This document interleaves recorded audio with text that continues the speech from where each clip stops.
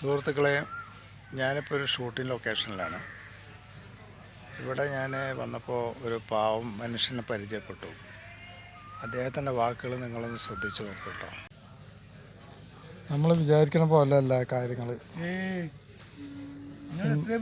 Cinema ഫീൽഡിലൊക്കെ രക്ഷപ്പെടണമെങ്കിലേ ഭയങ്കര ബുദ്ധിമുട്ടാണ്. ഒന്നില്ലെങ്കിൽ നടൻ്റെ മക്കളാണ്, അതെ അതെ അതെ, അല്ലെങ്കിൽ ഡയറക്ടറുടെ മക്കളാണ്.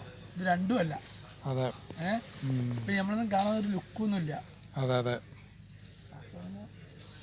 ശരി, ഇങ്ങനെ നമുക്ക് വിധി, ഇതിന് താല്പര്യം, ഇതാണ് വിധി, ഇതിന് സന്തോഷം. അതെ, അത്രേ ഉള്ളൂ.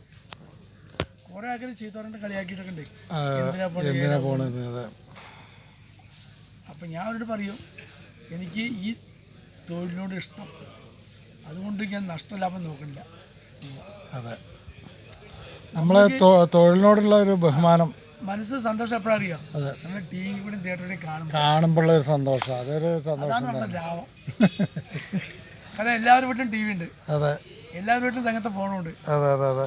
അപ്പം നമ്മൾ ഇപ്പം യൂട്യൂബിലൊക്കെ പടമുണ്ടെങ്കിലേ എങ്ങനെയും നമ്മൾ കാണുമ്പോൾ അവർക്ക് അതാ മറ്റേ സുബ്രഹ്മണ്യേട്ടൻ എന്നൊക്കെ പറയുമ്പോൾ കോഴ്സിൽ ഒരു സീനിലുണ്ട്. അതെ അല്ലേ, ഒരു മിന്നാട്ടം, ബോഡിഗാർഡിൻ്റെ മിന്നാട്ടം കാണും. മോഡിയല്ലേ, മോഹൻലാലിൻ്റെയും മമ്മൂട്ടിയുടെ കൂടെ ഒക്കെ കുറേ എണ്ണത്തിലുണ്ട് അല്ലേ. ഫയർമാന് പോയിട്ട് ചിലത് കാണൂലേ, ചിലത് തല പറഞ്ഞിട്ട് കാണില്ലേ, കട്ട് ചെയ്ത് കളിയാ അവര്. കട്ട് ചെയ്യല്ല, നമ്മൾ ബാക്കിലാണ്, ഏറ്റവും ബാക്കിൽ മുന്നരപ്പെടും.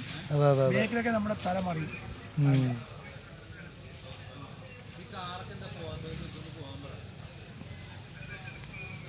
എന്താ ചെയ്യുക, ഓരോരോ ഇത് അല്ലേ.